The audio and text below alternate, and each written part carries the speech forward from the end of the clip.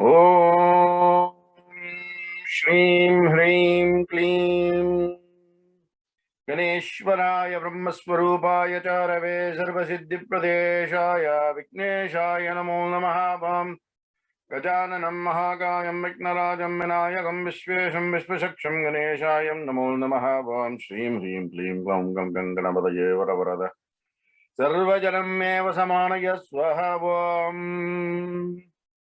Om Sahanao Bhavatu Sahanao Bhunaktu Sahaviryam Garavavahai Tejasvinavaditamastu ma Vidvishavahai Om Shanti Shanti Shanti Sadguru Janavindabhyam Namo Namaha Om Shri Gurubhyo Namaha Harihi Om. Sai Ram. Welcome to week 4 of the Upanishads, or rather the wisdom of the Upanishads. So, in the first week, we just looked at the introduction to the Vedas and where the Upanishads are placed within the concept of the Vedas or within the doctrine of the Vedas.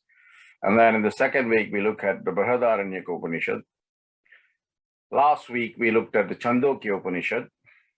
This week, week 4, we are looking at the Taittiriya Upanishad. Taittiriya Upanishad, right? Taittiriya Upanishad.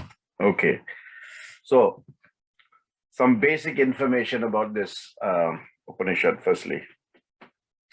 In terms of its timeline, again, history and research shows it sits between the 6th and the 5th century BCE, again, the pre-Buddhist era, right? It is considered to be one of the Mukhya Upanishad. Mukhya means significant or important. The Veda is Yajur-veda, which is, it sits under the umbrella of the Yajur-veda. And I told you the Yajur-veda has got two divisions, right? Krishna Yajur-veda and the Shukla Yajur-veda.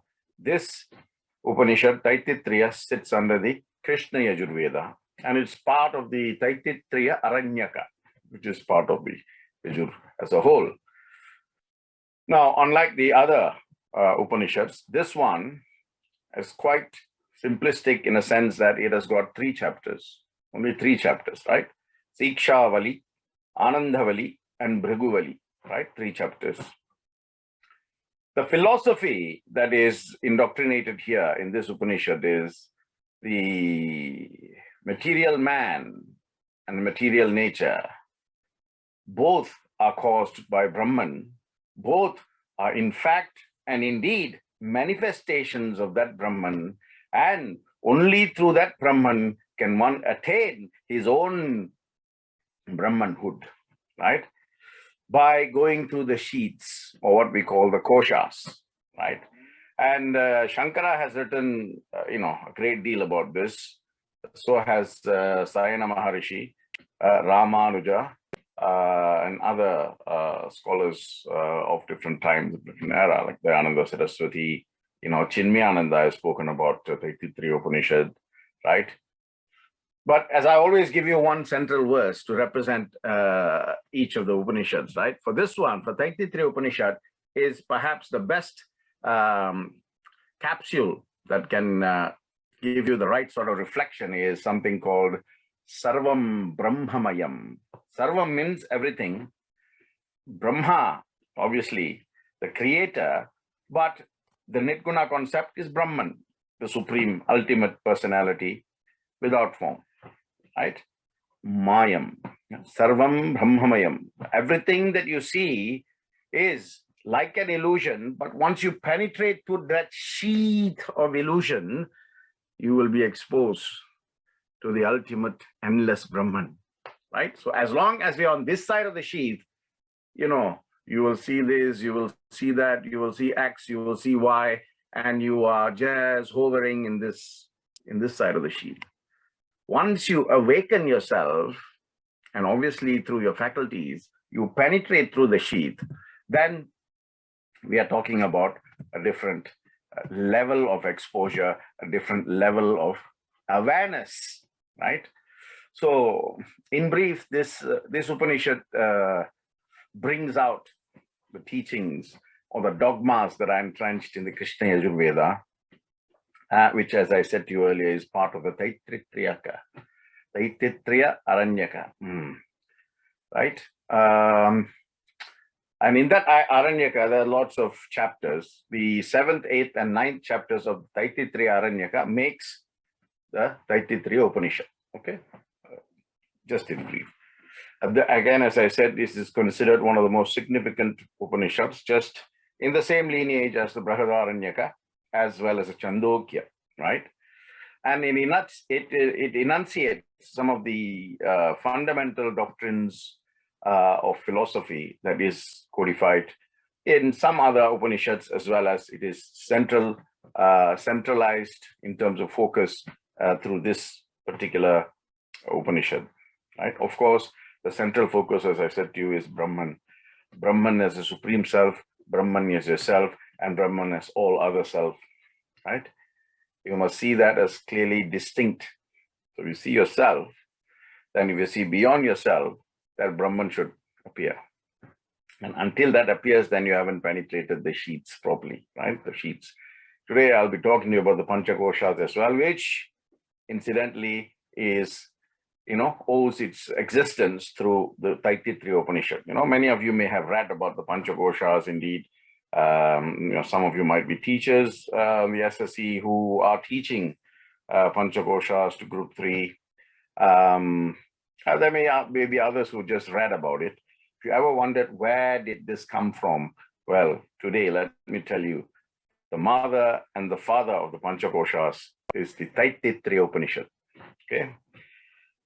And of course, if you look at all the Upanishads, right, throughout all the 13 that I'm going to talk about, at least called the principal Upanishads, the central focus is how do you migrate from yourself to the Brahman. So this word Brahman will come across in every single Upanishad that I do. The central focus, how to migrate, right? So this Upanishad, Taittiriya Upanishad, is divided into 3 sections, right? Sikshavali, it's called the instruction section. Anandavali, or sometimes it is also referred to in some books, and some obviously, some of the websites will talk about Brahmanandavali, right? So Anandavali or Brahmanandavali, and then of course Bhriguvali, right? 3 books. So the first one is the instruction section, the second one is the bliss section, and the third one is the knowledge section, right? And the great Rishi, Sayana Maharishi, right, who's also complemented these writings by his own explanations and interpretations. He has given a name for each one of these sections. For example, he says, well, if you take any of the Valis, whether it's the Sikshavali or the Anandavali or the Bhriguvali, you can divide it into 3 parts. One is called the Samhita, then it's called the Varuni, and then the third one is called the Yajniki, right? And Vali basically means it's like a creeper, Have you seen a creeper? It just creeps, isn't it? So Sikshavali is meant to creep into your lives and instruct you on how to go to the next stage. Brahmanandavali or Anandavali is supposed to creep within your life and tell you how to go from happiness to contentment to bliss. And Bhriguvali, how to go from just circular knowledge to Brahmanic knowledge. Fantastic, right? If you want a course on how not to be human and how to become Purusha, not remain as Manusha, there you go. This is your answer. The course is clearly charted for anyone who wants to migrate from being a human to becoming, God, if you like. So what is the legend behind this? Why is it called Taittiriya Upanishad? I'll tell you an interesting story here, right? Of course, the Rishi who is closely tied to this is Yajnavalkya, right? Yajnavalkya is perhaps, you might say, another version of the great Valmiki, or the great, Veda Vyasa. So they're all in the same lineage, the same caliber, obviously, Valmiki has got his own forte, as has Vyasa Maharishi, and as Shankara. They're all in their own ways, they are prominent. Anyway, this Taittiriya Upanishad has got a strong link or connection with Yajnavalkya Maharishi. So what happened was, once he was telling this story, right? There's another rishi called Vaishampanaya. Vaishampanaya was teaching his disciples, and one of his disciples was this Yajnavalkya Maharishi, Yajnavalkya. So he's telling how he came to possess this knowledge, and how this came to be known as Taittiriya. So Yajnavalkya's guru is Rishi Vaisampaya. Vaisampayana. Vaisampayana was telling this story. Okay, he said once Vaisampayana got angry with Yajnavalkya for something, right? And the guru got very angry, and as a result, he demanded that whatever I have taught you, Yajnavalkya, I want you to vomit it all out. Now, of course, those days when they say vomit means it's not the kind of vomit that you and I are used to these modern days, right? Vomit means the entire knowledge that went in is vomited out, right? And actually, from a Shruti perspective and a Smriti perspective, you can hear these waves coming out of the mouth, in terms of air and the knowledge or droppings. So when the guru told Yajnavalkya to vomit out all the knowledge which he had acquired from the guru, and of course, those days, the Shishyas never questioned the guru. Whatever the guru said was, biblical, so to speak, right? So they just followed suit, whatever was asked of them. So being ordered in such a manner by the guru, Yajnavalkya vomited the entire knowledge which he had imbibed from the guru over the years, right? So the guru saw this, Vaishampayana saw this, and he said, oh my God, when he told all his other disciples, he said, I want all of you to take the form of Taittiriya. Taittiriya are birds, what do you call them? Partridges, right? Birds, little birds. I want you to become Taittiriya birds and consume all the droppings and leavings that Yajnavalkya has taken out of himself, right? So, and all his other disciples then took the form. Of course, changing forms was not a big thing in the early days because, it's metaphysical, right? And you can master that science if you master yourself, like that. So they all took the form of the Taittiriya birds, and they all had, But Vaishampayana could see what Yajnavalkya had done, because Yajnavalkya was such a genius that not only he vomited what the guru had taught him, right? He had also produced his own originality and insight into the knowledge that he had acquired. So he had, made several addendums and increased the body of knowledge and the mass. So Vaishampayana was really pleased and was very happy.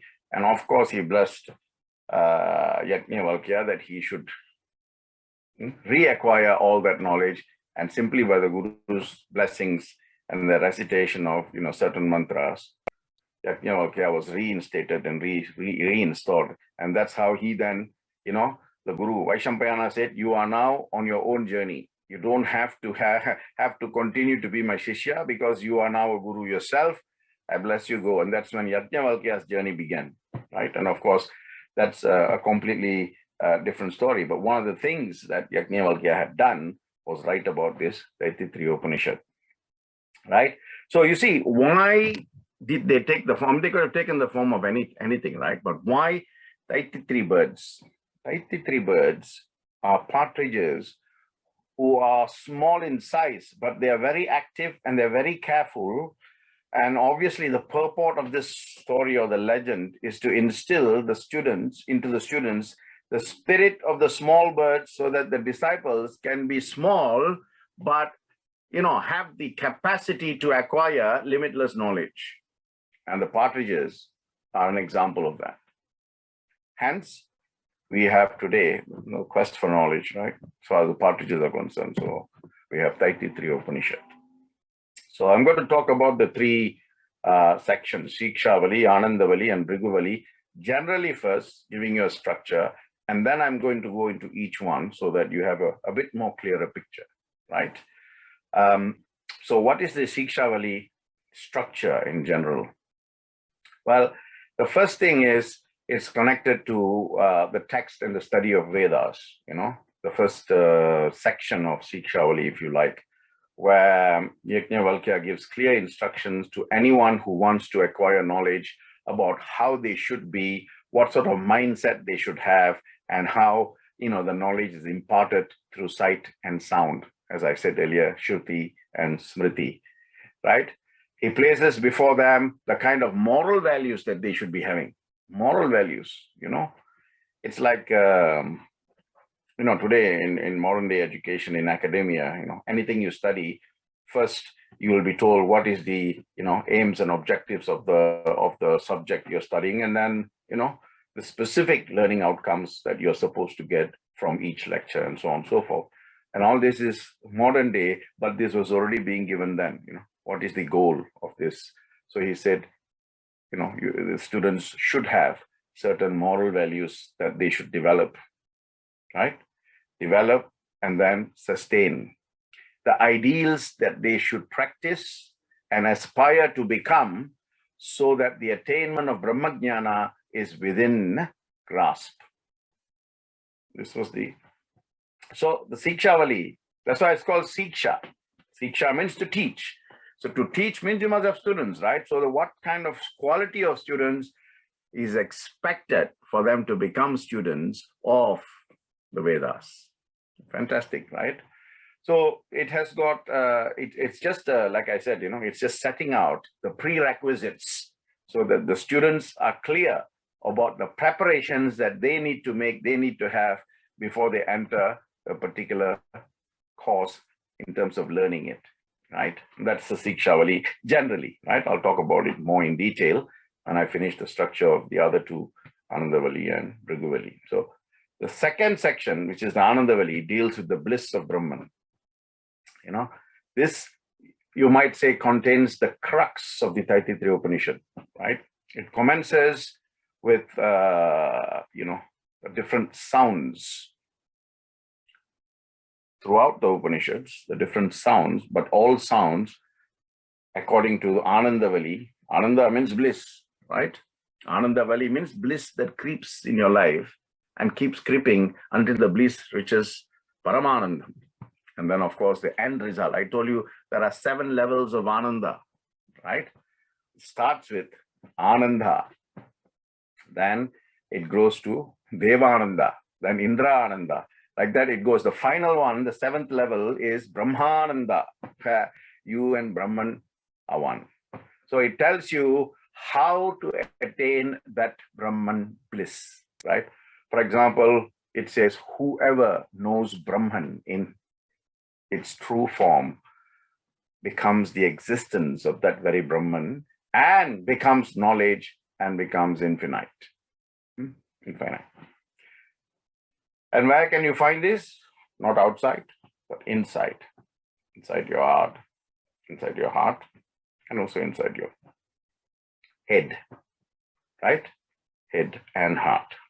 So this this section of the second section of Taittiriya Upanishad, Anandavali, just talks about how to get this Ananda, supreme bliss. It deals with knowledge of Brahman. Then Bhriguvali, of course, all of you have heard of sage Bhrigu, right? Great Bhrigu Rishi. Bhrigu Rishi was the son of another great Rishi called Varuna Maharishi, right?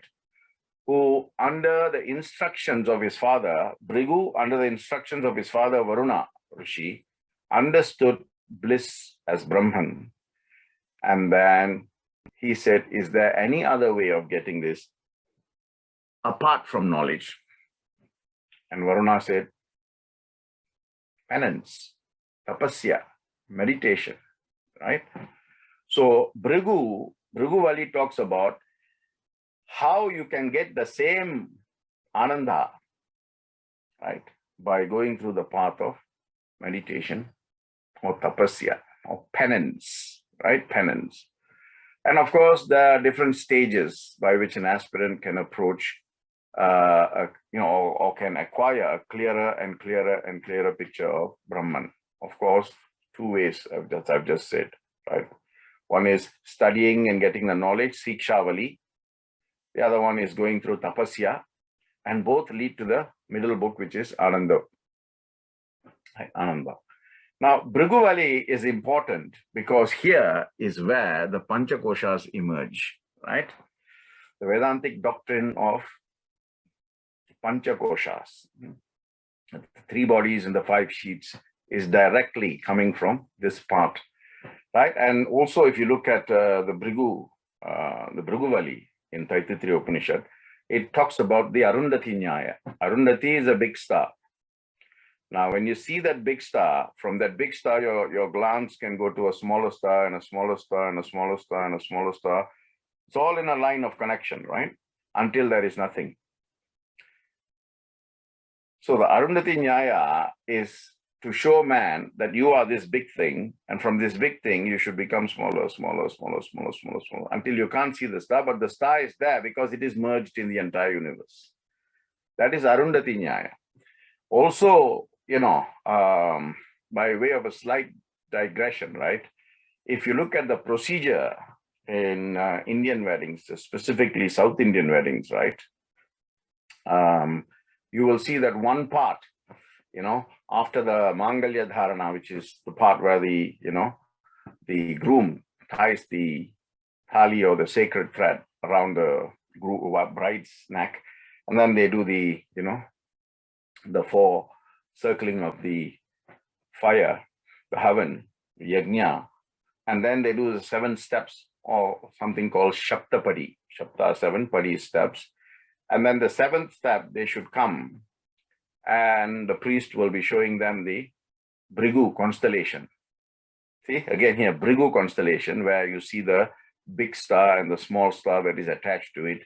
And, the instruction given to the bride and groom at that point is, as husband and wife, you should be like the Bhrigu constellation, right? That's Bhrigu and his wife, Aruni. And never be detached from each other, but always stick with each other through thick and thin. And that is why they point towards in those days, they used to do that. They used to go outside the temple and they used to point to the star. Nowadays, recently I went to interpret, 3 weddings in the month of August, and that part where they're supposed to come and do, they just pointed to, because it's all inside, right? Inside a hall, they just pointed to a spotlight. Later, I went and asked the priest, where is the star? He said, please, you know how it works here. So, this is Arundhati Nyaya. That means, the wisdom or the justice or the fairness of the system. So it's all connected, right? Bhrigu, that's why they say it's called the Bhrigu constellation, right? Or the North Star constellation, if you want to check it out in from a Western perspective. So in this particular section, it's very important how Bhrigu Rishi, through his Smriti and Shruti tells how the Panchakoshas work and how man can do tapas simply by mastering the 5 sheets. Because Anandamaya Kosha is the most inner sheet, isn't it? Right? Sometimes you talk about this, isn't it? You said, in the heart of hearts, in the depth of my hearts, I feel such joy. Why do you choose that word, in the depth of my hearts, in the heart of my hearts, in the deepest annals of my heart, I feel a joy that is incomparable. That is Ananda. And one of the beautiful bhajans that is always sung for Swami, Anandamayi Bhagavan, He Premamayi Bhagavan, Om Bhagavan, Sai Bhagavan, Anandamayi Bhagavan. Mai Bhagavan. It's a beautiful bhajan, right? The bhajans is one way where from an external circumstance, you can migrate to an internal circumstance. And from that internal circumstance, you can penetrate into a deeper circumstance until you touch that point. Right? Next time, try it. Just lose yourself in the bhava of the bhajans, and you'll see what I'm talking about. I'm talking about eyes closed, mind open. Majority, eyes open, mind closed. So the bhajans don't give you any benefit. Close eyes, open ears, mind open. Then see what the bhajans can do for you, right? Okay, so we've looked at it generally. What is Sikshavali, what is Anandavali, and what is Bhriguvali, right? Now let's look at Sikshavali. Sikshavali, obviously, as I said, Sikshavali. Siksha derives its name from the word Siksha in Sanskrit, which literally means instruction, or to educate, or to teach someone, right?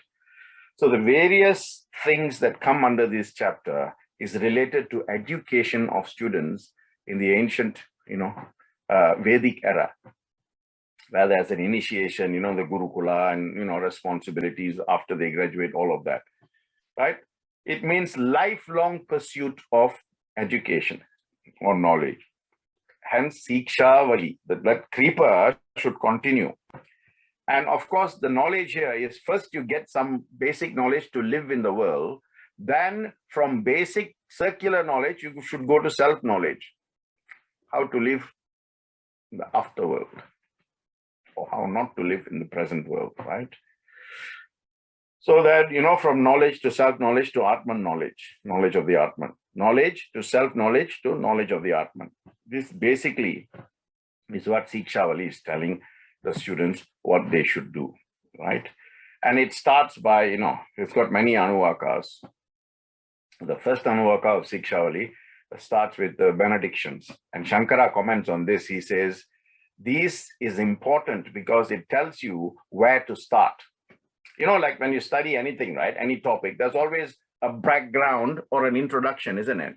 So in the starting stage of the first anuvaka of the Taittiriya Upanishad of Sikshavali is the benedictions, which basic deities are proclaimed to be the initial stage of worship before you realize that that is no different than Brahman.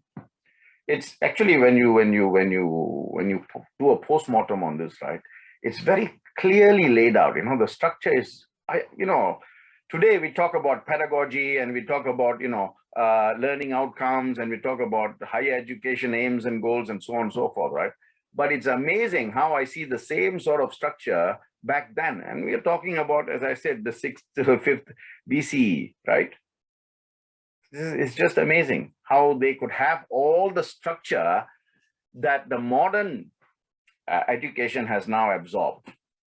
And it's seen as a modern thing. But, if you look at all our research and our documents and our information and our teachings and our heritage, you will see that, hey, we've done this, like the famous adage, been there, seen it, done it. So this one says, call the deity who has the capacity to remove any form of obstacles from the path of your study to get the knowledge, and then to get the self-knowledge, and then to get the knowledge of the Atman. So Ganapati is mentioned here. Gana Isha, right? Ganesha is mentioned there. That's why he's called Vigneshwara, which is basically meaning one who has the capacity to remove any obstacles, right? Sarva Viknova Upashanthaye, as the prayer goes, isn't it? Vakratunda Mahakaya Surya Koti Samaprabha Nirvignam Kurume Deva Sarvakaryeshu Sarvada. Sarvakaryeshu Sarvada. That means, you see, he is mentioned here in the first Anuvaka of the Sikshavali of the Taittiriya Upanishad. Now, listen to this carefully. This place also states why you always finish any prayer with Om Shanti, Shanti, Shanti. Right?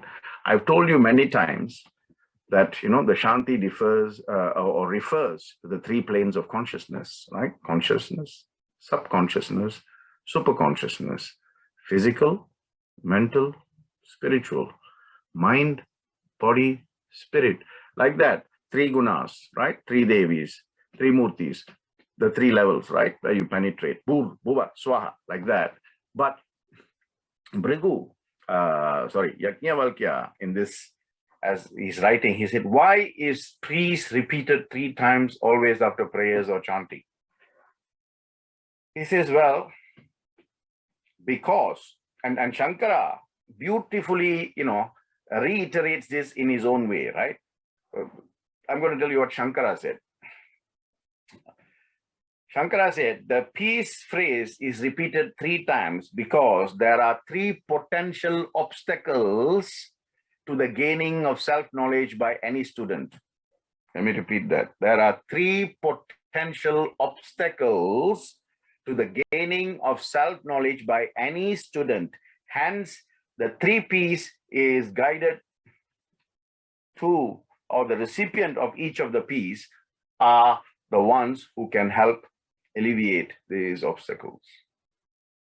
What is the first obstacle? Shankara says, the first obstacle that will stand in your path of gaining self-knowledge is your own behavior. So the first Shanti is for you to pacify your own behavior, gain control of that. The second Shanti is other people's behavior.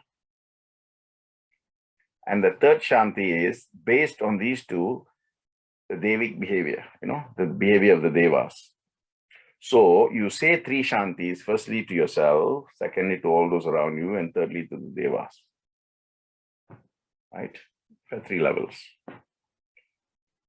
So it's very, very important that you know that your first hurdle or obstacle to your own gaining of any self-knowledge is you yourself. Why? Because that mind of yours works, isn't it? It works in different ways, isn't it? You want to do one thing, it tells you don't. I want to do it now, it said don't do it later, right? I mean, parents with children, you probably know this more better than anyone else. When you ask your child to do something, they'll say later. And 3 days later, it's still not done. So the first stage is you yourself. The first Shanti is for yourself. Second Shanti is all the people around you. Because, different people can throw different things at you from a drishti perspective, from an energy perspective.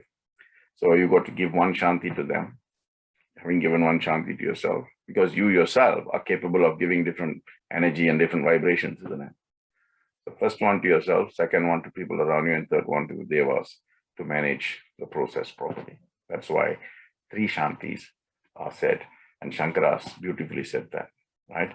The remaining Anuvakas basically talk about, phonetics, how you chant, the different chandas, the different methods, the intonation, The fourth Anuvaka, the second and third, right? The fourth Anuvaka talks about the teacher, the teacher's prayer.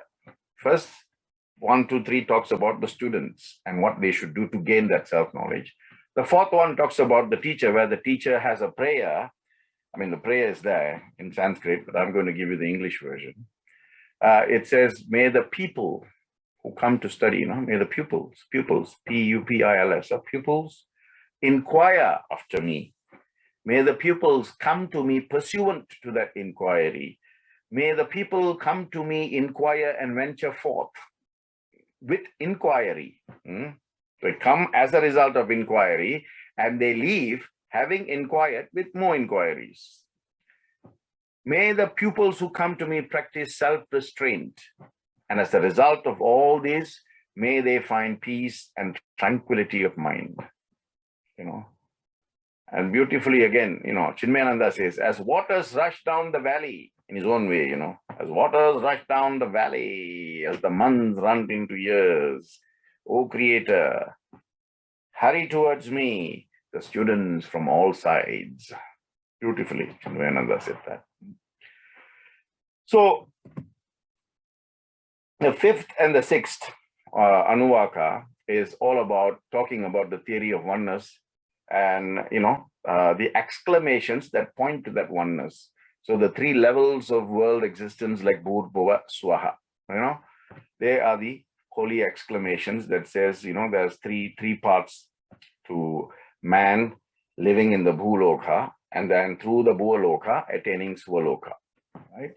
And of course, the Bhuva is the between. And this Bhur, Bhuva, Swaha has also been referred to the process of breathing. Bhur, Bhuva, and Swaha, right? Bhur is the breathing out, Bhuva is the breathing in, and Swaha is the intermediary between the two. Right? That's what I said about Om last week, right? And of course, they say it is in the retention between the process of inhalation and exhalation, right? It's called Ratchaka, right? This place is where you can reach Brahman. Not when you're breathing in, not when you're breathing out, not when you're inhaling, not when you're exhaling, but in that pause, in that short pausation between these two processes, you can link, you can latch, you can connect, right? Of course, it comes with practice because, people breathe in and immediately breathe out, right? But the right way is you breathe in and you hold your breath, for a short while, and then you increase that gap, For example, you take a deep breath, isn't it? They say a deep breath, and then you go underwater, right? How long? And different people can hold it. Some can hold it for 30 seconds. Some can hold it for a minute. Some a minute and a half, depends. But the more you practice, the better you become, isn't it? So can you imagine if you want to meet your Creator, that is the way, right? So now breathing in and breathing out in between, there should be a pause. And in that pause, you can connect. So again, practice, right? Atman self exists within. And when you breathe in, you are going to the point where before you breathe out, you can see that existence. Of course, you have to traverse, from the external sheath to the second sheath, to the third sheath, to the fourth sheath, and then boom, you're in the fifth, innermost sheath, right? You see, the seventh Anuvaka of the Sikshavali is very important because it is telling you that everything in this world is a five-fold process. Again, very interesting, right? Because modern science has only confirmed this, perhaps, not more than 100 years ago.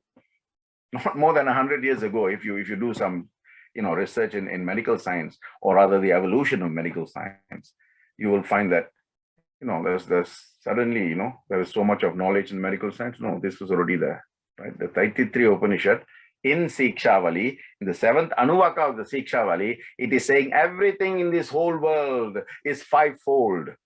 Let's take the sensory organs or the human anatomy, right? Fivefold. What is fivefold? Skin, flesh, sinews, bones, and marrow. Breathing energy, the breathing process. You think you're just inhaling air and exhaling air. Well, fivefold process. Fire, wind, sun, moon, and stars. Fivefold. All are part and parcel of that breathing process, that breathing energy. Space, fivefold process. Earth, aerial space, heavens, the poles, and the intermediate poles. Five. Earth, aerial space, heavens. You have the North Pole, South Pole, the poles, and the intermediate poles. Your respiratory system, right? Many of you may be, medical doctors and so on and so forth. You would probably know what I'm talking about. Your respiratory system is also fivefold because it involves your nose, your mouth, your throat, your trachea, your windpipe, and your lungs. Fivefold. Now, how fantastic is that?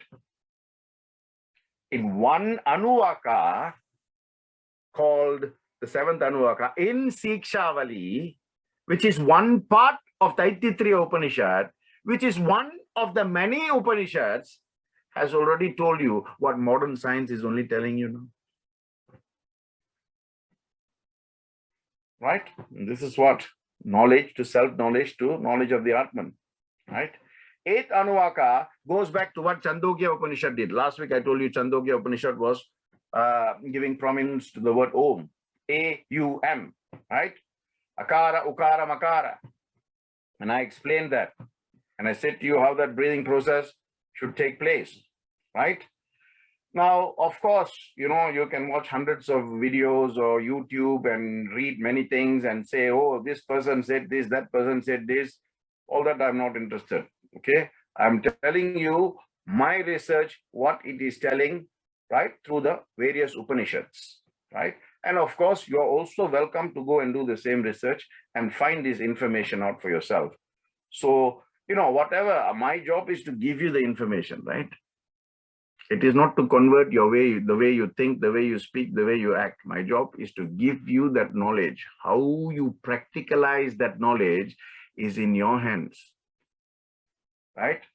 I can give you the knowledge that can make you become more intelligent, more wise, more clever, but you need to do that yourself. You take that knowledge and do things to make yourself that level, right? So, use of discretion, use of discrimination, use of intelligence. What works for you? Do that. Not because Mr. X said this or this guru said this or, you know, Vignesh said this. These are information there. Remember what I said Krishna did in Mahabharata. He was God incarnate, right? But he never told either the Pandavas or the Kauravas what they should do. He never did, not at any one single point. He always said, these are the options. Now choose. Because then you acquire the karmic consequence, isn't it? It's nothing to do with him. He never once told anyone, even the most nearest and closest, dearest to him, right? Whether it was Draupadi or Arjuna, he never said, do this. He said, these are your options. Now choose. So likewise, you have the options, right? Choose wisely, right? And of course, you have to take the information and practicalize it and apply it to yourself. And that can differ from person to person, right? So if you breathe in, maybe some of you can hold your breath for 2 minutes. Others, maybe 10 seconds. Some may not be even hold it for 3 seconds. That's fine. Slowly, surely, gradually evolve. There must be some evolution, right? Whether it's 2 seconds, 2 seconds, 2 seconds, 2 seconds, isn't it? You see how this guy, what's his name? The Jamaican sprinter, Usain Bolt. Every time he beat his record, it was like 0.5 seconds, you know, 0.8, 0.2 seconds, whatever. Seconds make a difference, right? If it can give man medals in a race, can you imagine what it can do in your journey from one stage to another stage of conscious evolution, right? So this is fantastic. The seventh Anuvaka is brilliant, right? Again, I'm giving you the seventh Anuvaka. You know, I'm giving you specific reference. So you go back to the Taittiriya Upanishad, look at Sikshavali, and within Sikshavali, look at seventh Anuvaka. It talks about the fivefold process. Everything in this world is fivefold. Panchakoshas, Panchabhutas, Panchaindriyas, you know, Panchatirthas. All right. Okay. And then the ninth one talks about ethical duties. Remember last week I spoke to you about two things that must exist in everything you do. One is called Swadhyaya, or, you know, the study of one's own self. The other one is Pravarchan. Pravarchan is exactly what I'm doing. I'm giving a Pravarchan. I'm giving a Upanyasa, where expositions and discussions of the Vedas are accessible, you know, through those who are qualified to do that. So Swadhyaya and Pravarchana. That means whatever you learn, whatever you have, there must be an outlet for you to go and tell that to someone else, right? Because that is how knowledge flows, isn't it? It's like water. Starts at one point, hits one point, and from there it breaks, and then it hits several points. So I'm hitting all of you. You go and hit someone else. Swadhyaya and Pravarchan, right? And by doing that, you are also improving your own knowledge. Okay, make sure it's the correct information. So Dhyaya is the perusal or study of one's own self. Pravarchan is the exposition and discussion. That is why, Swami within his organization has introduced study circles where people talk about these things. This is what he's doing. When you're doing that, these two things come to the fore, Swadhyaya and Pravarchana, right? You say justice, justice as the expression can only grow and be practiced with Swadhyaya and Pravarchana. Truth can only grow with Swadhyaya and Pravarchana. Tapasya can only grow with Swadhyaya and Pravarchana. A sense of Dhamma, a sense of self-balance can only grow with Swadhyaya and Pravarchana. And of course, tranquility and the ability to forgive, Shama, to forgive, comes as a result of deep study based on Swadhyaya and Pravarchana. Everything in this life, this 9th Anuvaka talks about ethical duties, and that's a clear statement, right? It's a clear injunction that everything we do in life must contain both these elements of Swadhyaya and Pravarchana. I mean, it's fantastic. It's telling you that, if you want to look at two things that will give you, then this is it. Swadhyaya, study of one's own self. Swadhyayam. And then Pravarchana. What you learn, you have to give. What you learn, knowledge can never be kept for yourself because it will become useless. Knowledge must always be given. And if you take more efforts to give, then more you will get. If you take less efforts to give, then less you will get. It's very simple as that. And that is why in the Christian faith, they say it is in giving that you receive. It's giving anything. You give more money as dana, we call it dana, they call it charity, right? You'll get back more. You give knowledge more, you get more. You give love more, you get more. You give more truth, you get more truth, right? General rule, right? And of course, the 11th Anuvaka, because it's Shikshavali, the 11th Anuvaka and the 12th Anuvaka talks about the students who've gone through the process of studying and who are now graduating. So there's a message for them. You see how fantastic is it? It's like the graduation speech, the 11th Anuvaka says, as you are now graduating, think about these few principles. Never deviate from truth. Never deviate from your dharma. Never neglect your well-being. Never neglect your health. This, my dear friends, we talk about modern day, going to the gym, going to see a nutrition, going to see a dietitian who will tell you, talk about well-being, mental well-being, physical well-being, emotional well-being as such. Taittiriya Upanishad, Shikshavali, 11th Anuvaka is already talking about these things. And you say you don't have a great heritage? I invite you to rethink, right? Whatever is out there has a source, right? And so far, all the sources point to what we have. But you see, none of these books, none of these Upanishads, none of these Vedas say this is a Hindu thing.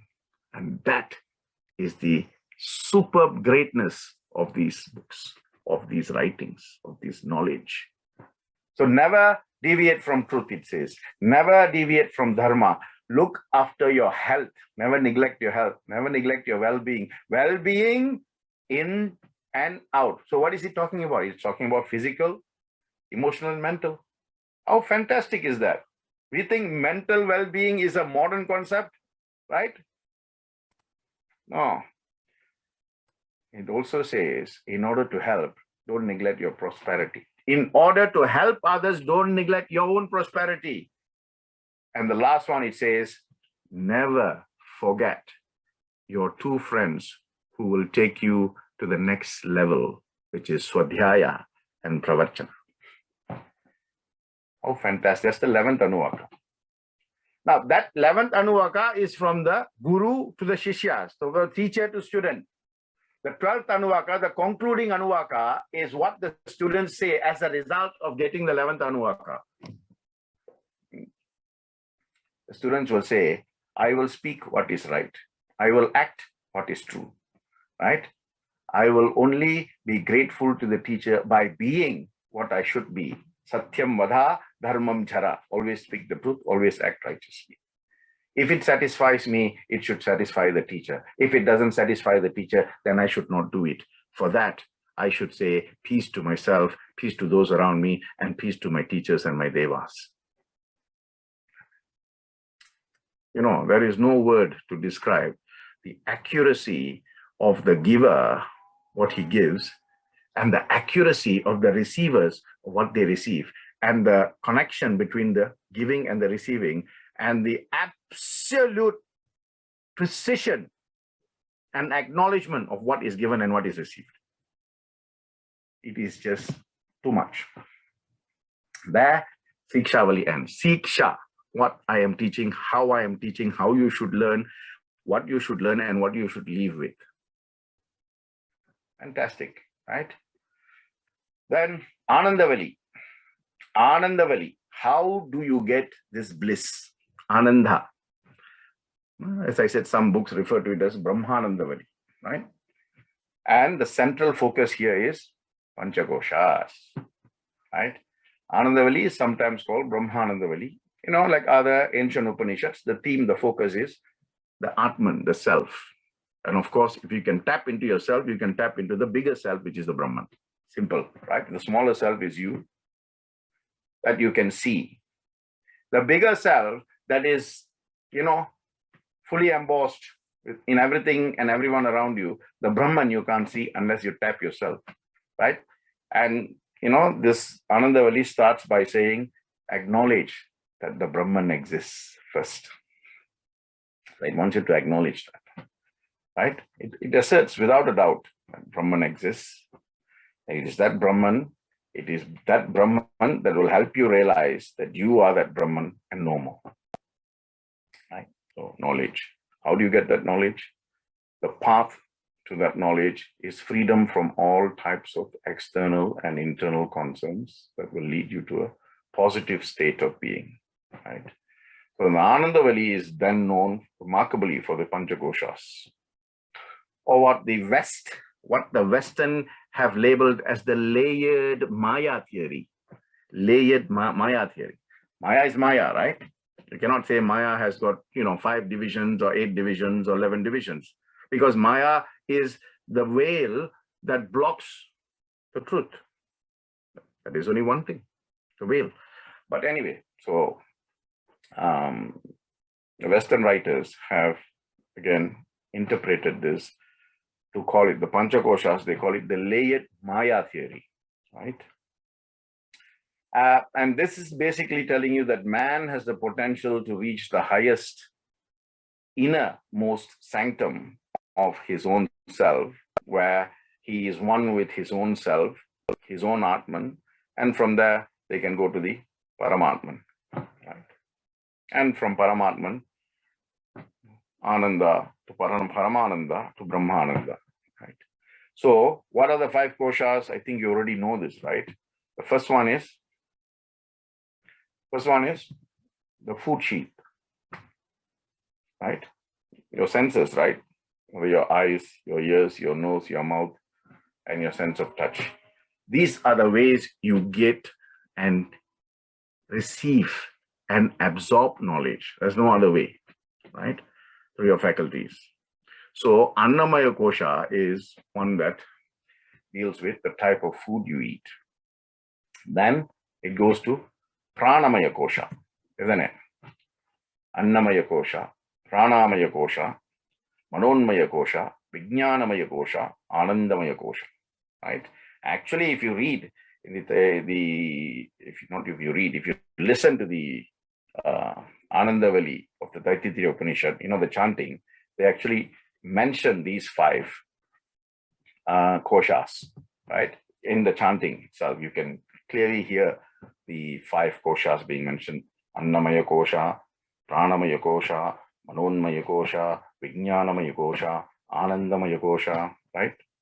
And it's through this penetration of the 5 sheaths or the koshas that one can get self-knowledge, and from self-knowledge to the knowledge of the Atman, and from the knowledge of the Atman to the knowledge of the Brahman, right? So why does it begin with Annamaya Kosha? Why does it begin with Annamaya Kosha, the first? Right? Because what you eat affects you in different ways, isn't it? What you eat can affect your eyesight. What you eat can affect your breathing. What you eat can affect your living. So that is the first kosha that you should control, right? Because if you don't eat the right things the right way, your body will suffer the consequences called disease. You know, you were once at ease, E-A-S-E, ease, when you were born, for example, right? In many cases, most cases, majority of cases. Then you live your life in such a way that you get disease. So from a state of ease, you have now gone to a state of dis-ease. And if you bring that together, it's disease. D-I-S-E-A-S-E. Very simple, right? So Annamaya Kosha is telling you, Annam Brahma, Raso Vishnu, Bhoktha Devo Maheshwaraha. You're saying, isn't it? Annam, food is Brahman. So if you don't intake the right kind of food, how can you attain that Brahman? Right? So Satyam, Jnanam, Anantam, Brahma. You know, there's a bhajan, isn't it? Satyam, Jnanam, Anantam, Brahma. Satyam is truth. Right? Only when you engage continuously in truth, you go to the next stage. Satyam, Jnanam. Jnanam is wisdom, knowledge. Then from that knowledge, you go to Anantam. And when you tap into that Anantam, that immutable reality, that is Brahman, where your state of being never changes, like the Buddha. Whatever good you say, whatever bad you say, if you say anything, if you don't say anything, his state remains the same. And that is Brahman, right? So, Ananta, right? Ananta is infinite. Ananda is bliss. So Ananta Ananda means infinite bliss, right? Many people confuse the two words. Sometimes they mean Ananta, but they say Ananda. Sometimes they mean Ananda, but they say Ananta, right? Ananta is infinite, as opposed to Nanta, which is finite. Like that, Ananda, right, is bliss. So infinite bliss. Sat Chit Ananda. The truthful thoughts always give you bliss. Satchit Ananda. And Shankara says, if you know that Satchit Ananda, then Brahman is bliss, you also know that, you know. So what you eat affects you when it goes inside, right? So first kosha is Annamaya Kosha. Forget about all the other koshas, right? There's no point talking about Pranamaya Kosha or Manonmaya Kosha, you know, there's no point doing these courses or listening to all the different pravachans and upanyasas if you cannot control the first kosha, which is Annamaya Kosha. What's the point? Even if you become a scientist in the field of Vijnanamaya Kosha and you haven't controlled your Annamaya Kosha, pointless. Pointless, right? You cannot get a secondary school education if you haven't completed your primary school education. You cannot do a master's if you haven't done a bachelor's. And obviously, you know, higher studies. That's always a prerequisite. So for you to go into Pranamaya Kosha, the first stage is control of the Annamaya Kosha. Annamaya, whatever you eat is all a disillusion. It's an illusion. So you must know what your body needs. That is the real thing. You see, food is the least worry of rishis and sadhus and saints, right? Because when they go into meditation, they don't need food. You know, you've read the stories of how they can meditate. And once they go into that depth of meditation, they lose all sense of physical needs. So Annamaya Kosha is the first stage that will take you to that point where you slowly lose your reliance, your dependence, you know, that dependability between man's living and food decreases, you know. And I can say that it's a real thing, you know, because, you know, I told you, that this period is the Pitru Paksha. Today is the 12th day, right? Monday, 13th, Tuesday, 14th, and 15th. The 15th day is Wednesday, which is Amavasya. It's called Sarva Pitru Amavasya or Mahalaya Paksha Amavasya, right? Just been eating this once a day meal, a bit of rice and plain yogurt, nothing else. Right? The first few days, right, to be honest, was a bit difficult because, you're used to eating breakfast and you're used to eating lunch and dinner. And of course, in between, you have your teas and coffees and breakfast and sandwiches and all kinds of food, right? Now, after a few days, my body is used to it now. I'm thinking maybe this is all I need to survive, right? Because your body becomes conditioned. If you keep eating all the wrong stuff, your body becomes conditioned. If you keep eating right stuff, body becomes conditioned. The body just responds. So put in the right thing. Annamaya Kosha says that. And it says natural, because food is provided naturally. Vegetation, fruit, nuts, pulses, leaves, all is given, right? So, right, food provided by nature, right? All, that's what you should be eating, basically, right? And of course, in the cycle of nature, things survive and things die and they go back to nature and they become alive, this cycle. And man is part of that cycle. So if you keep, doing things in an inverted way, then you are not going to revert back to the natural cycle of what is expected of you. And that is why the first kosha is the Annamaya kosha. If you just look at Annam, then you will transgress the Maya stage and you can go into the next stage, isn't it? If you overeat, the direct consequence is you have difficulty in breathing. Your stomach is too full. You can't sit, you can't stand, you can't lie down. You have difficulty in breathing. Yes or no? You know this for a fact, right? So pranamaya kosha. Prana is breath. Amaya means that which should not restrict that breath. And it's already given you a prerequisite, that Annamaya kosha. So pranamaya kosha is the act of breathing. Only when you put the right thing, like a petrol car, if you put diesel, will it run? A diesel car, if you put petrol, will it run? No. Similarly, your body needs specific type of energy or fuel, if you like. And that fuel is food. So put the right sort of food so that it can work to its optimum capacity. Breathing in, breathing out, slight pause in between. Start, how many times do you breathe? How many times do you breathe in a day? Pranamaya kosha, on average, doctors will tell you this, 20,000 something times, on average, different people. Right? This is a subconscious effect, subconscious effort, but it affects the entire body. And I told you there's 3 stages. The inhalation is called the purakam. The retention is called the kumbhakam, and the exhalation is called the ratchakam. Yeah, purakam, kumbhakam, rakshakam, ratchaka, it's called, right? So pranamaya kosha is very important, but you can only improve on your prana if your anna is good, right? Annam, first, control and regulate the right sort of food that you need for yourself. That is in your hands, right?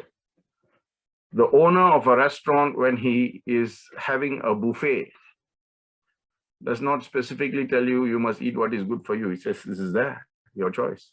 So you go and eat everything that you're not supposed to eat, and then you suffer the consequences. So the first thing is controlling what you eat in order to experience ananda. Remember, we're talking about ananda as in bliss. So control of food, then control your breathing or regulate your breathing properly, right? From now on, remember to listen to your breathing when you inhale and when you exhale. People have forgotten that they actually breathe because they've taken even that for granted. right? And you will not realize when you stop breathing, others will realize. It's too late then, right? So start enjoying the breathing process as you breathe in, as you breathe out, and in between pause and think of him, right? And you will reach, obviously, the more you do, right? Then from Annamaya into Pranamaya, then into Manonmaya. If you haven't mastered these two, don't even think about going to Manonmaya. I can tell you that. Because the mind cannot be controlled if your breathing is not regulated. Your breathing cannot be regulated if your food intake is haphazard. Okay, one day we are going to die, what? So it's okay, just eat. Many people who don't drink, don't eat all non-veg, don't eat all days, right? They also die. So we might as well enjoy life. Okay, enjoy. Nobody will come and stop you, right? Punarjanmaha will come. Punarapi jananam, punarapi maranam. Yeah? Again birth, again death. How many times you want to go through that cycle, right?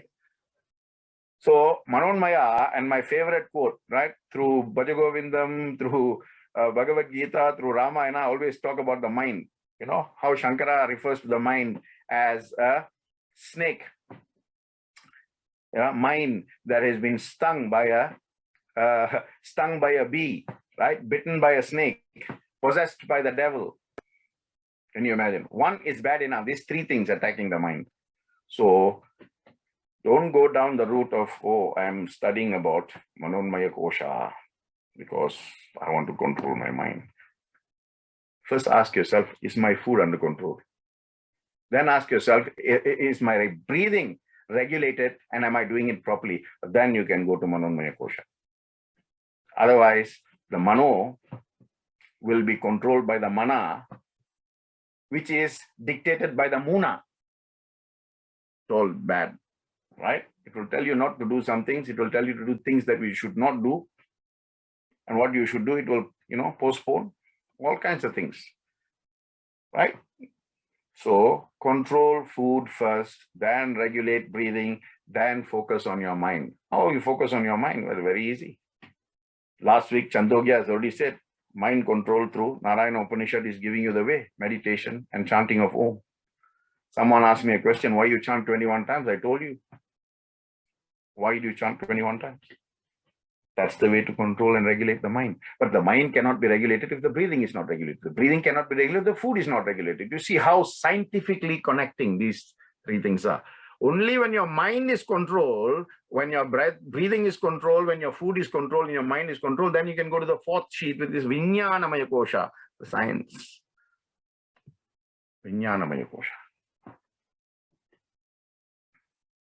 And of course, science and spirituality. Always at odds with each other. But this is not the science as we know, what is H2O, what is N2O, all that. That is a different science. I'm talking about the science of self-knowledge. The Vijnanamaya is characterized by how you live your life on the basis of faith, justice, truth. And of course, the Mahas, or the powers to perceive and the powers to reason. And the individual who becomes awakened as a result of Vijnanamaya awareness, right, becomes one who has earned the right to go and tap on the doors of the fifth and final sheath, which is Anandamaya Kosha. Stage by stage by stage. You cannot go to the fourth one directly. You cannot certainly go to the third one, which is Manonmaya Kosha, directly. You can only go to the second one when the first door is open, Annamaya Kosha. Then you enter and control the second one. Then the third door will open. Then you go into Manonmaya, which will open the fourth door. And through the fourth door, you go through the fifth door.